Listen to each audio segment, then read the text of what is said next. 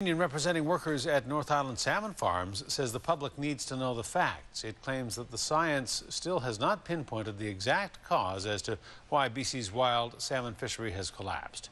The union is also upset that some elected officials have chosen to side with the organizers of an anti-salmon farm protest march that is winding its way down Vancouver Island this week. The protesters say the lice from the salmon farms are killing wild young salmon before they can return to spawn.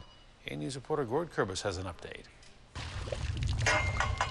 The workers employed on this marine harvest fish farm are not unionized, but they're getting support by an aquaculture-based union anyways. The United Steelworkers says it's had enough of sitting back and is now giving those workers a voice. There seems to be a lot of panic out there, and none of it's based on science, and the salmon aquaculture industry is a huge industry in British Columbia. Steelworkers business agent Gary Kobayashi says the union does directly speak for nearly 200 employees at this processing plant in Port Hardy. That won't stop them from speaking out for others in the industry as well. It's all one. I mean, if we lose the fish farms, we lose the processing jobs as well. So they're all interconnected.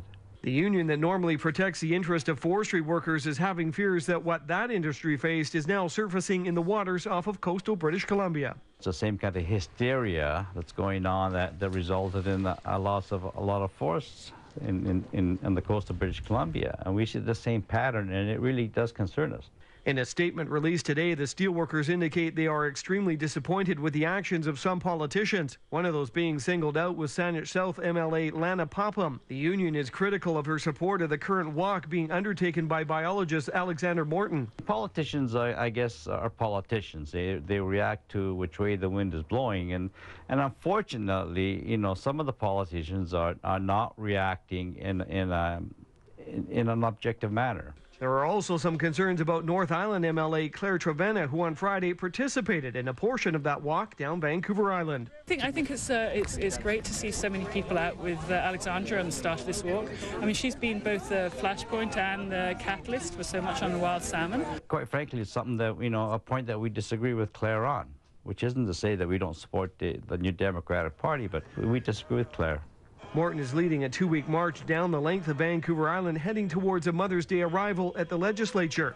She's hoping to convince all politicians to push for changes to close containment farms. The government just needs to know that the people of British Columbia want wild salmon. So this is an opportunity for people to make themselves visible. The walk reaches the Campbell River and Quadra Island region tomorrow. In the Comox Valley, Gord Kurbis, A News.